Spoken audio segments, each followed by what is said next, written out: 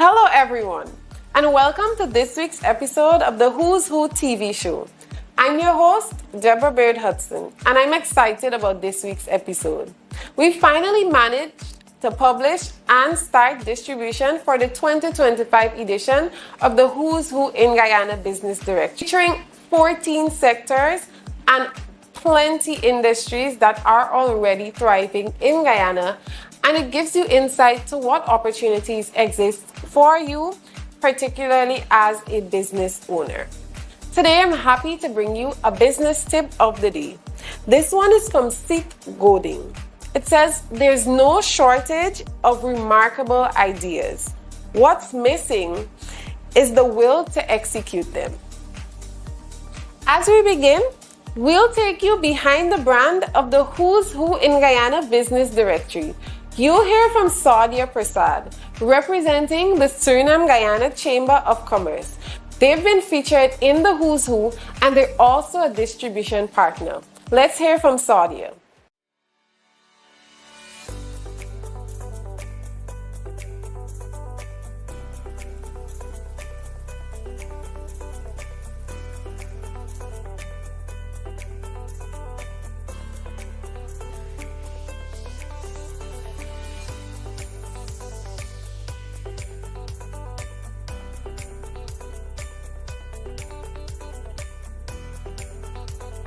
Hello, my name is Saudia Persaud. I am the Executive Support and Projects Coordinator at the Suriname-Guyana Chamber of Commerce.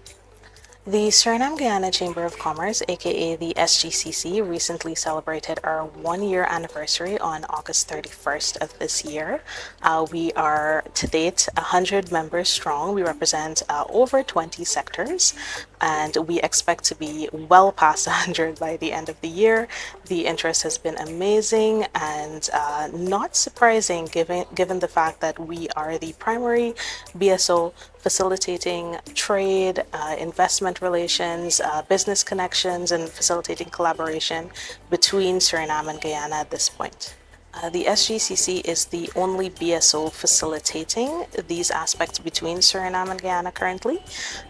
We serve members in both Suriname, Guyana, and the wider region with an interest in collaborating and investing in both of these countries. As a BSO, it was extremely important to us to secure a feature in the Who's Who directory.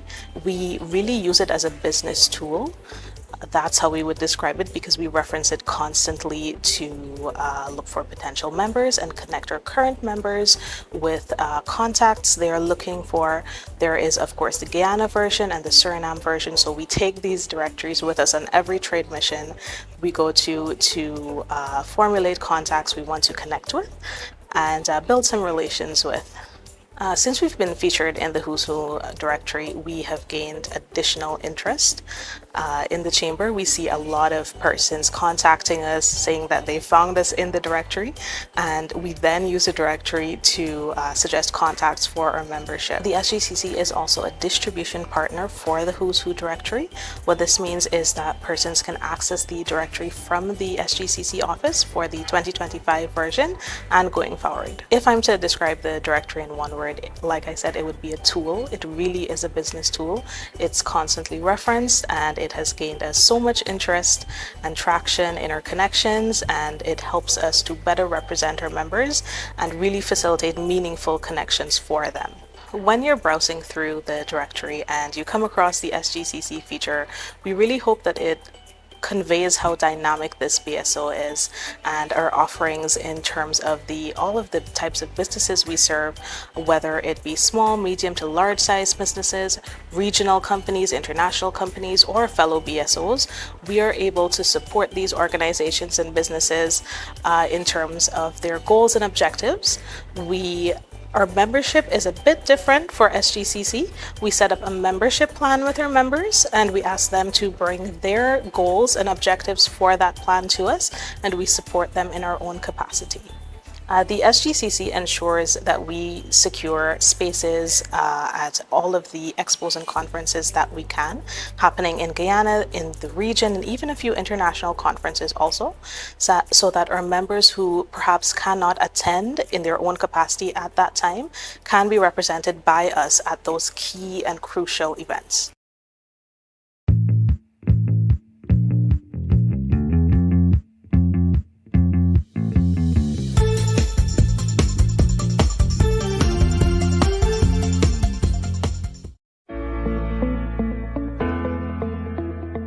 Camille's Academy, Inc. We are the premier provider for private education in Guyana, and through our mission, our excellent team delivers a well-balanced curriculum that integrates technology and innovation to our educational programs to inspire children to reach their highest levels of success.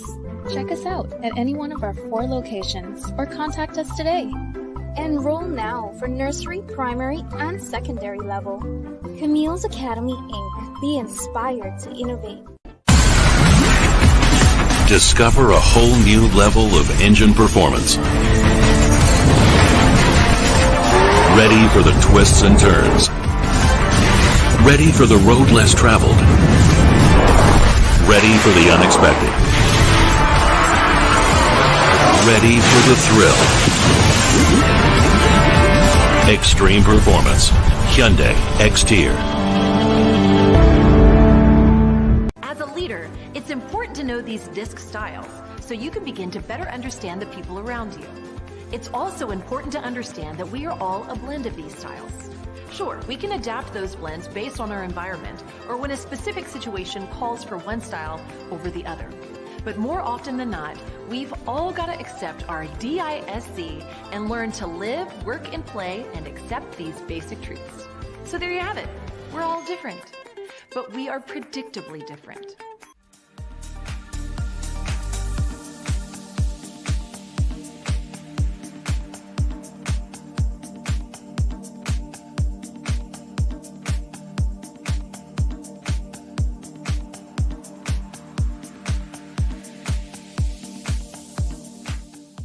Coming up next, you'll hear from Safia Ali, the Human Resources Supervisor for NSB Omega, a recruitment agency. She'll be previewing you to the vacancies that exist within our company.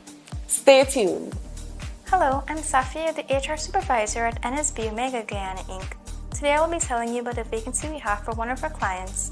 They are currently seeking a Senior Administrative and Finance Manager. The ideal candidate will have previous experience in finance and administration and a degree in finance or related field. For more information, kindly contact us on 227-3370 or you can visit our website at nsbomega.gy. Thank you and until next time. Up next, you'll be hearing from Coach Prim as he teaches us how to effectively manage a growing team. This is particularly essential for persons in business and employers looking to expand. Let's hear from Coach Prim.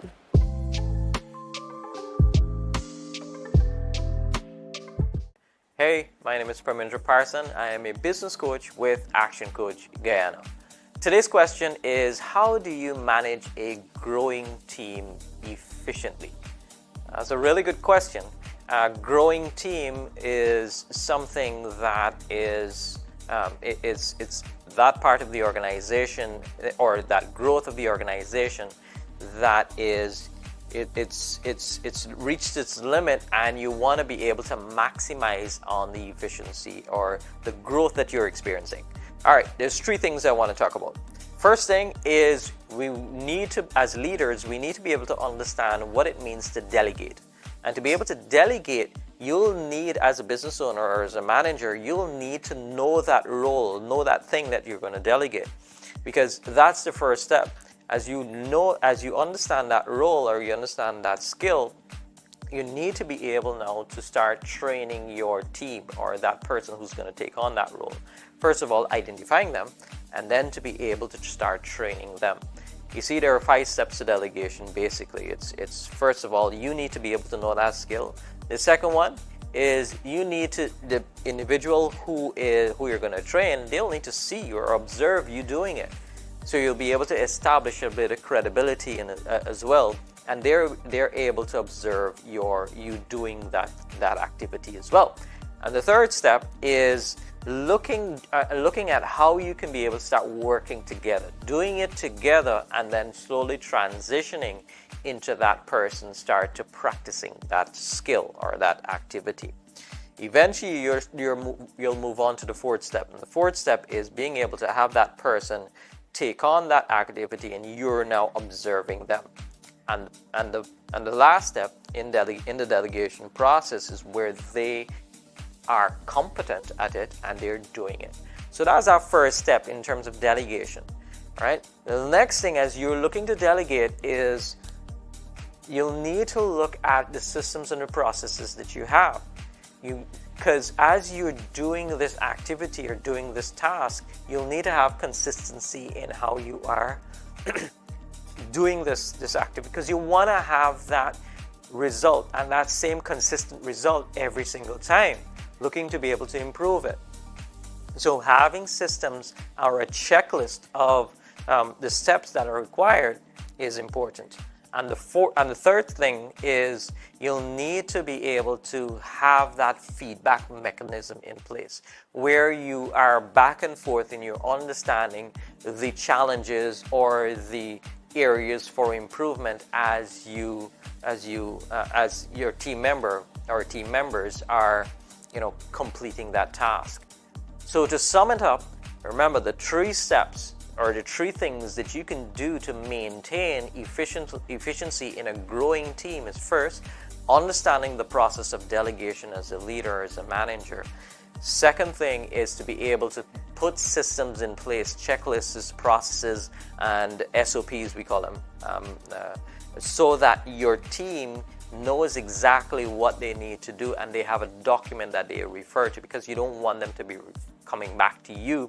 You want to be going to the document. And third is being able to have that feedback mechanism where you are communicating and you are facing the challenges, or you're aware of the challenges and the opportunities as you progress. So get out there and grow that company, develop yourself, develop your team so that you can be able to manage your team efficiently and grow your company. See you in the next one. Hello, everyone.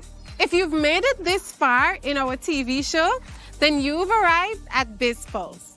In this segment, you'll hear about the industries that are trending in Guyana and the opportunities that await you. Then, we'll learn about the importance of staying compliant and why it is essential to ensure that your taxes are filed with the Guyana Revenue Authority. And finally, you'll hear about the investment and funding opportunities available to you thanks to the World Bank Group. Stay tuned. Dr. Vishnu Durga here from Action Invest Caribbean, and as we know, Guyana is going through a tremendous growth spurt right now, and many people are thinking how do they benefit from that, and these would be businesses and also individuals. So I wanted to today talk to you about the top 5 industries that are experiencing significant growth, and also how both businesses and employees could really capitalize on these trends. Now, number 1 is the easier one. It is oil and gas. We have now been producing oil for the last 4 years, and with so many discoveries and so much investment continuing to come on stream, this sector is definitely booming. Businesses can definitely capitalize by providing support services like logistics, construction, equipment leasing. Those are just some of the areas. It's always very important to take a look at the vendor portals so you can see all the opportunities that are coming out for rentals of homes, pest control, so many opportunities there. Employees need to focus on acquiring very specialized skills as well that are needed for this industry if you do want to work in this industry. Of course, jobs in safety, technical operations, environmental management. Those are some of the key jobs that we see coming up over and over again in this particular industry. And you have to make sure that you do get qualified in areas that are recognized by the companies that you would want to work for as well. Use institutions that provide you with that education that is accepted by these entities.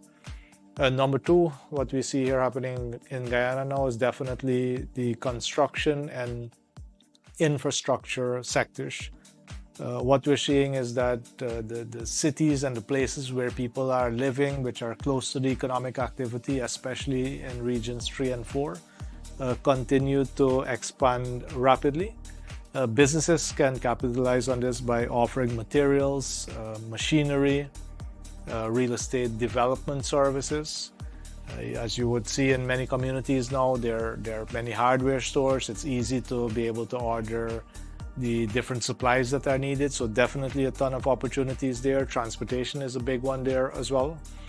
And employees can capitalize on this by studying fields such as engineering, project management, and basically any skilled labor. If you think about electricians, plumbers, all those trades that are in high demand at the moment and will continue to be in high demand for years to come. Next up is agriculture and agro-processing. The push for food security and agricultural export growth presents opportunities for many in this country. As you know, agriculture is getting a lot of support, but we do need to have businesses invest in more modern farming methods, modern processing methods, and to start looking at export, because we do still have a very small population and we do have a ready and willing market in CARICOM that allows us to have a much bigger market, but it means that we need to develop our export capacity.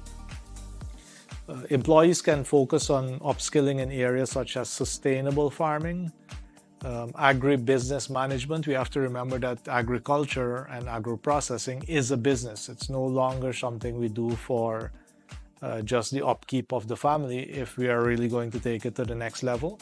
And definitely as well food technology, food preservation, food, the marketing of food.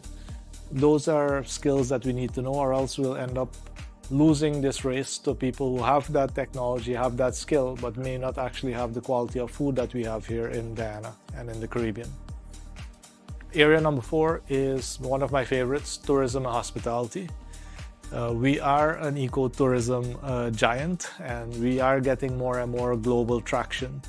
So businesses can definitely create niche services, especially when it comes to things like eco-lodges, adventure, tourism, and cultural experience. Guyana is blessed with so many cultural backgrounds. And if you look at countries that have like a single culture, we see how much they benefit from just their single culture. We have so many that we could bring to the table, and many tourists, many visitors to the country actually really enjoy being able to experience that mix of culture and everything that comes along with it, such as music and food and other leisure activities.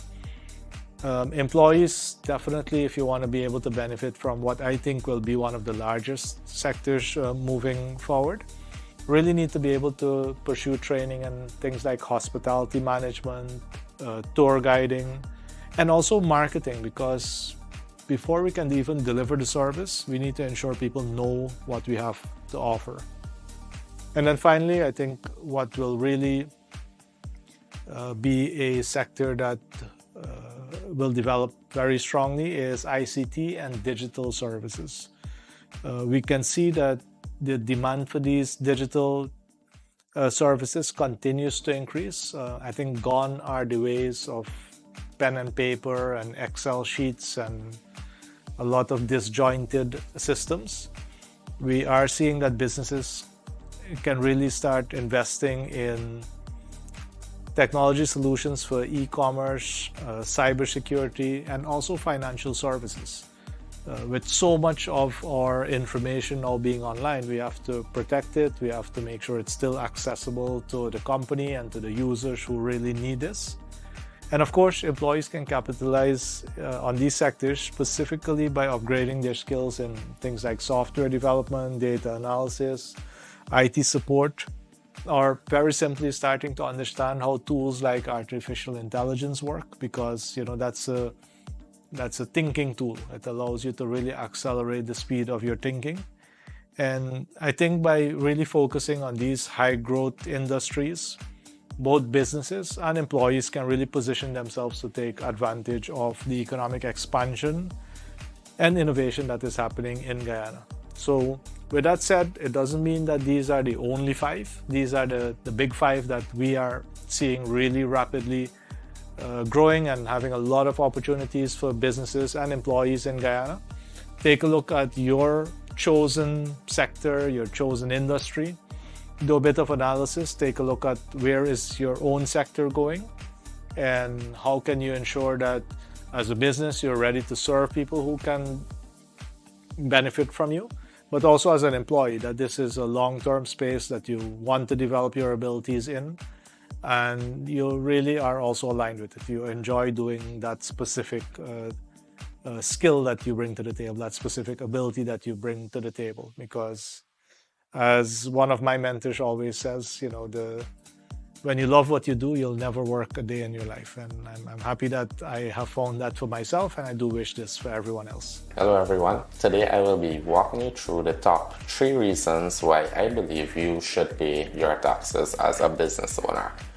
First off, it's all about promoting fairness and a level playing field. So businesses are required to pay taxes, which the government uses to build roads, schools, to benefit the entire population of a country.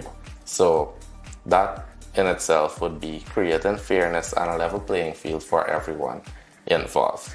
Second, I would choose building trust and reputation.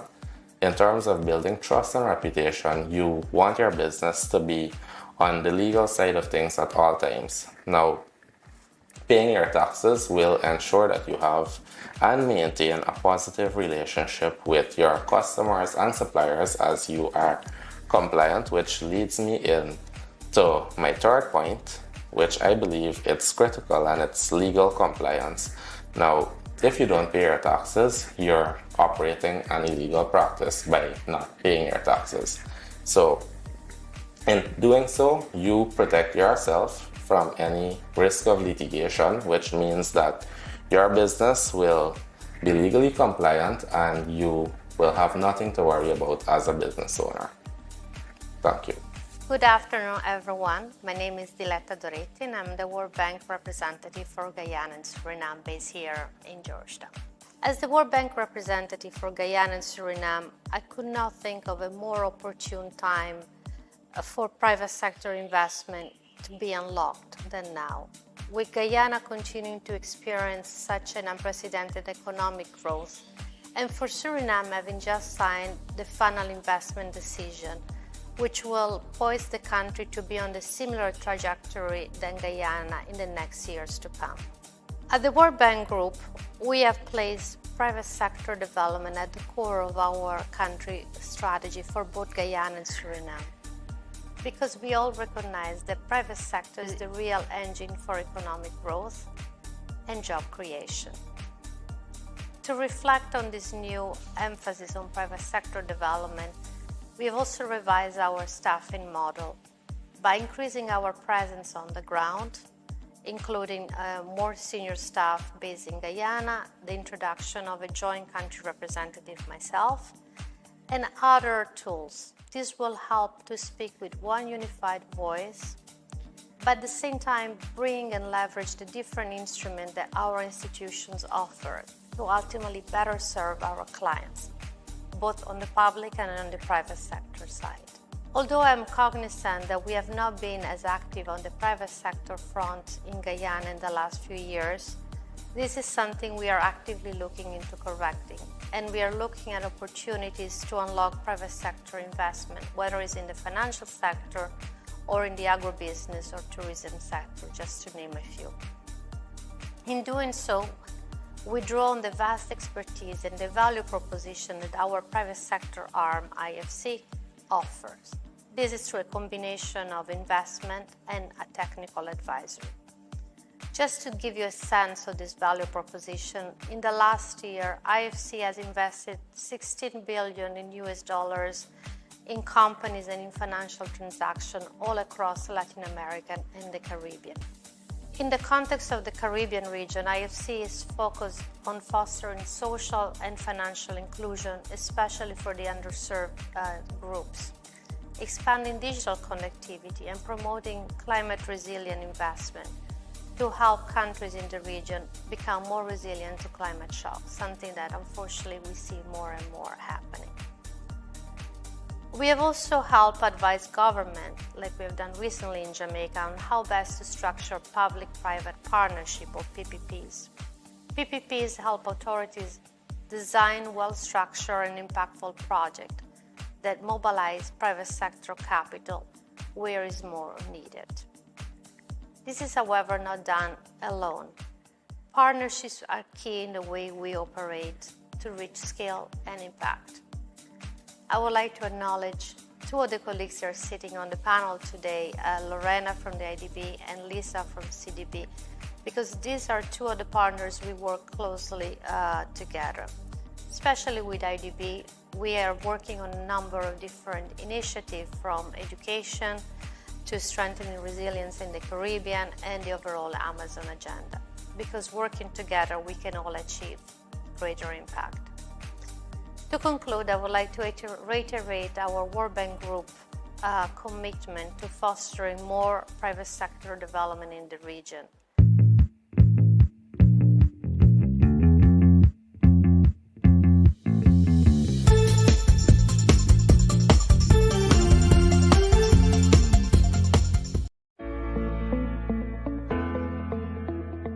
Camille's Academy, Inc. We are the premier provider for private education in Guyana, and through our mission, our excellent team delivers a well-balanced curriculum that integrates technology and innovation to our educational programs to inspire children to reach their highest levels of success. Check us out at any one of our 4 locations or contact us today. Enroll now for nursery, primary, and secondary level. Camille's Academy, Inc. Be inspired to innovate. Discover a whole new level of engine performance. Ready for the twists and turns. Ready for the road less traveled. Ready for the unexpected. Ready for the thrill. Extreme performance. Hyundai X-Tier. As a leader, it's important to know these disc styles so you can begin to better understand the people around you. It's also important to understand that we are all a blend of these styles. Sure, we can adapt those blends based on our environment or when a specific situation calls for one style over the other. But more often than not, we've all got to accept our DISC and learn to live, work, and play and accept these basic truths. So there you have it. We're all different, but we are predictably different. Business conference concluded on October 17th at the Guyana Marriott Hotel. And I can assure you, we had an exciting time. We met with businesses from all across the globe. Persons were able to have B2B meetings, and we can say that this was one of the most well-executed events in Guyana. Let's take a look back at the International Business Conference.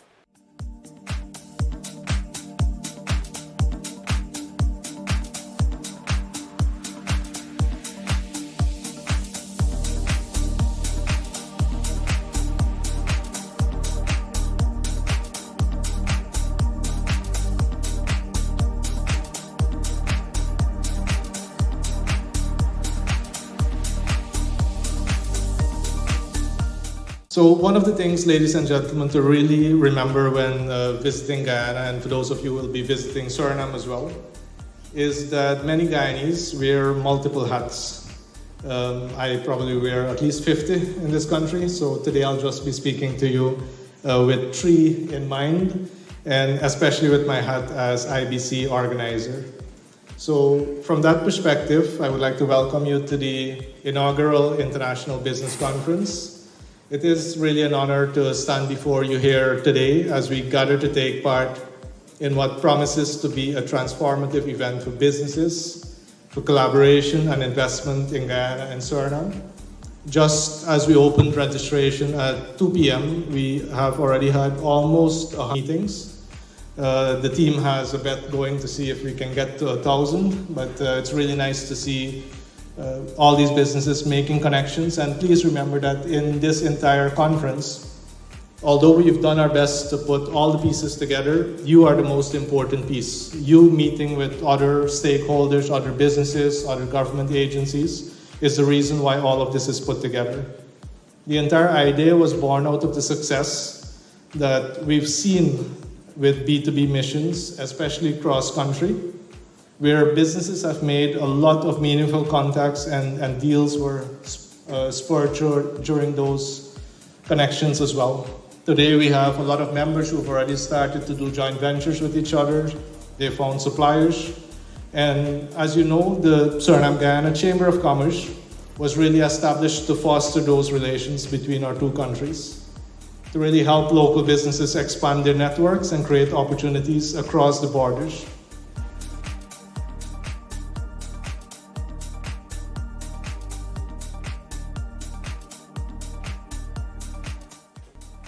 If you ask, where am I now, and confine it to a country within CARICOM, you're doing an injustice to where you are.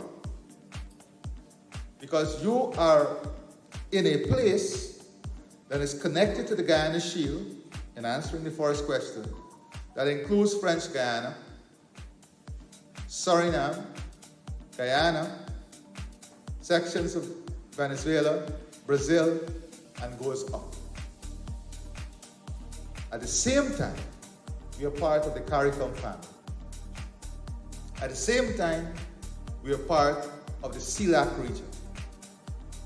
So, what does that mean to you as an investor? You're no longer talking about the 850,000 person market or a 5 million person market. You're talking about a 400 million people market. And that excludes the connectivity with Europe, the US, Canada, the UK, all of whom we have trade agreements and special agreements in certain categories of areas. So that's the first thing, understanding where we are. And in understanding where we are, you will then understand that where you are, the direction of where you are and how it's connected to this wider ecosystem. And the US Ambassador and the UK High Commissioner, they mentioned it. How is cheaper energy linked to a market of 400 million? How is that linked to agro-processing? How is that linked to innovation? How is that linked to the digital world? How is that linked to the creation of a manufacturing and industrial hub that now positions your company from a central geographic space to access markets that they have preferential trade agreement and agreements with? Now in context to the discussion. So it's understanding where you are and the target. Who is that target? Where is the target? And why did you choose that target? And I believe that these, for any investors, any investor coming into the market now, these are fundamental questions. So coming back to the first question, French Guyana is an important partner in this process. Because what we are hoping to build with Brazil, Guyana, Suriname, and French Guyana, then going all the way into the CARICOM region, is an energy infrastructure that will make us energy resilient, sustainable, and energy dominant. By integrating our energy infrastructure and understanding the energy mix as one aspect of the equation, then creating a transport and logistics loop that opens up all of the market and allows us, through the removal of barriers, to trade freely along this loop that will open up. Now, in saying that, there are immediate opportunities. And the immediate opportunity is northern Brazil. with the excess production that comes out of northern Brazil, that is too expensive to take to the Atlantic, to get to the Atlantic, to ship outwards, we now have this real opportunity of creating a world-class food hub, not agriculture hub, food hub that involves agro-processing, that involves value addition, and that involves value expansion around the food production, and then integrate that with a market of 400 million.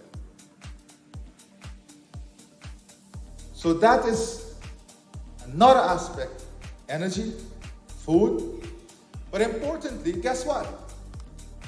The richest natural asset reside among this corridor, the loop. And what is that? Our biodiversity wealth. And remember tonight, the next big global conversation is on biodiversity, and we are leading that conversation. Next year, we have the Global Alliance on Biodiversity that will be held right here. We are working now with Oxford University in creating a model, a market-based model to value biodiversity and to ensure that a right pricing mechanism and market mechanism is attached to biodiversity, and that we can get the gains out of preserving and protecting this natural biodiversity asset that we possess. So that's the climate security and climate aspect of the loop also is very important. That is linked, of course, further into CARICOM, into the blue economy and the ocean economy.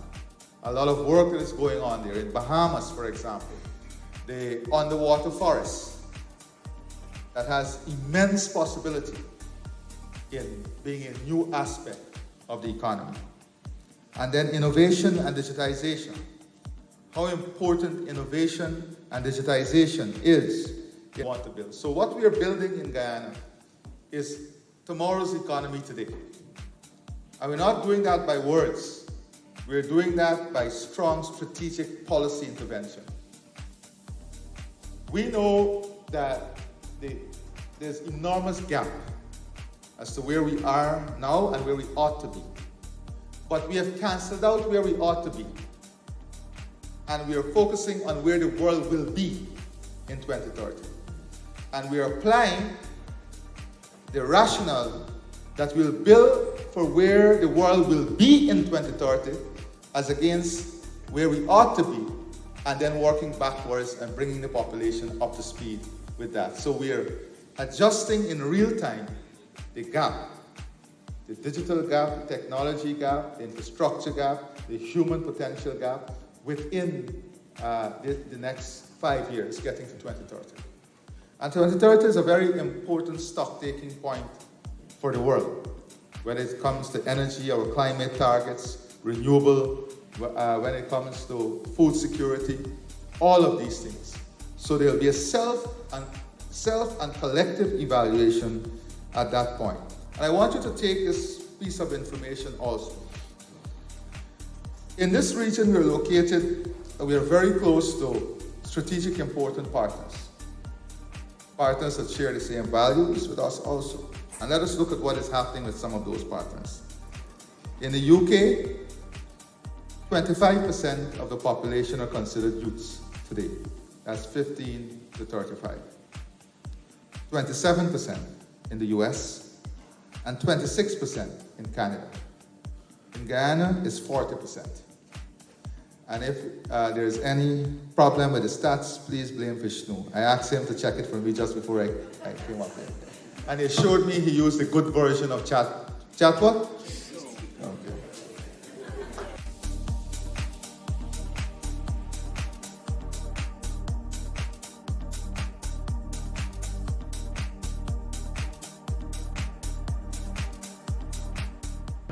Distinguished guests, ladies and gentlemen, friends, greetings to all. It is a pleasure to endorse this important international business conference as a key platform for fostering strategic partnership and driving regional and global collaboration. Today, more than ever, it is critical that we join forces to unlock the immense potential of our region and ensure shared prosperity for our peoples. My country, Suriname, stands at a pivotal moment with the recently signed final investment decision for the Gramorgu offshore oil project. Our nation is taking a bold step towards sustainable economic growth. Ladies and gentlemen, this decision, achieved through collaboration with Total Energies, APA Corporation, and our own Stars Oli, State Oil, represent a significant milestone in the responsible development of our natural resources. However, let me assure you that even as we embrace this new chapter of economic development, Suriname remains committed to preserving our unique environmental heritage.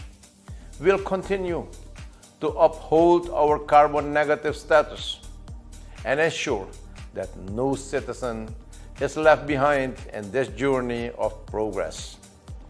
I'm also pleased to announce that the next International Business Conference will be held in Paramaribo, Suriname in February of next year.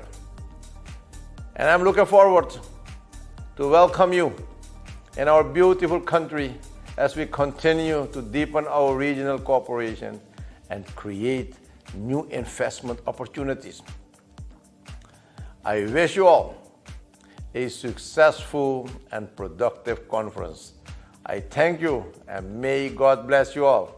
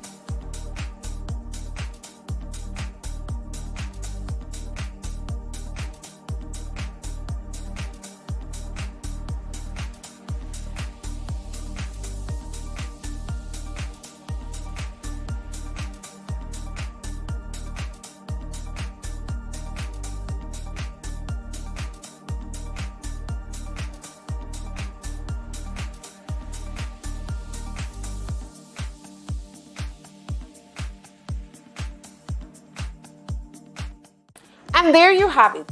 We've taken you behind the brand. You've heard about vacancies that exist for you.